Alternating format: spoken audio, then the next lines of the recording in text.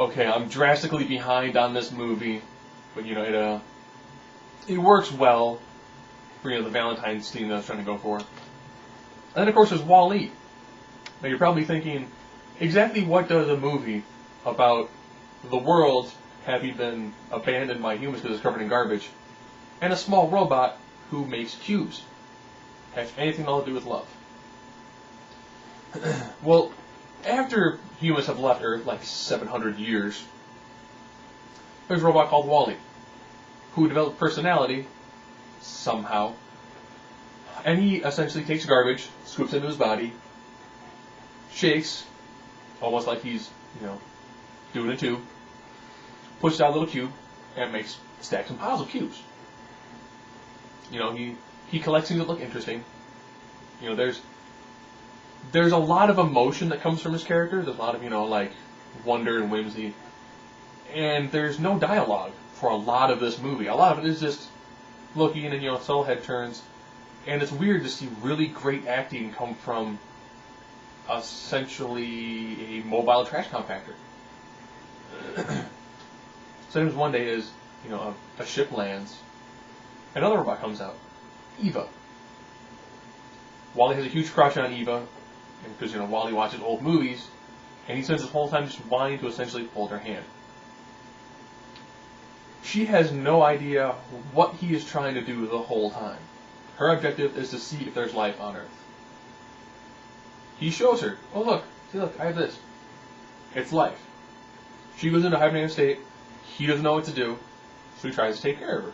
So the ship comes up, and he goes off on the ship.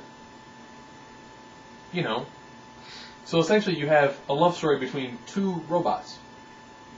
And then when they finally make it onto the ship, everybody is super morbidly obese. Because they're all in hover chairs, and essentially like, I'm hungry, food, yay. They don't realize that there's anything else around them beyond what's on their computer screens.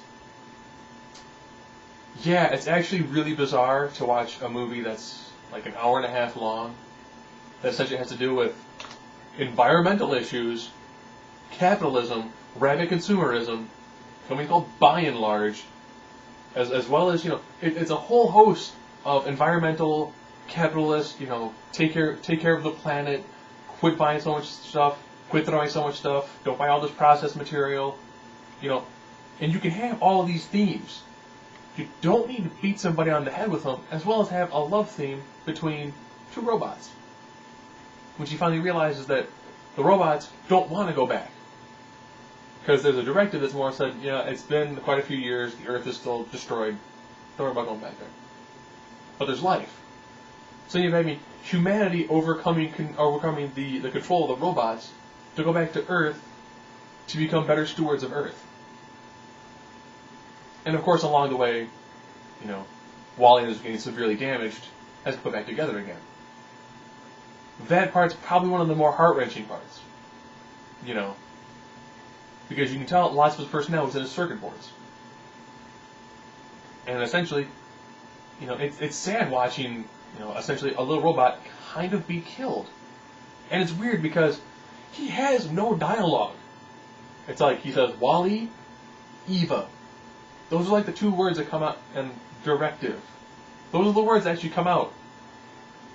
So you've got two robots who essentially just want to kind of hold hands. It's very touching.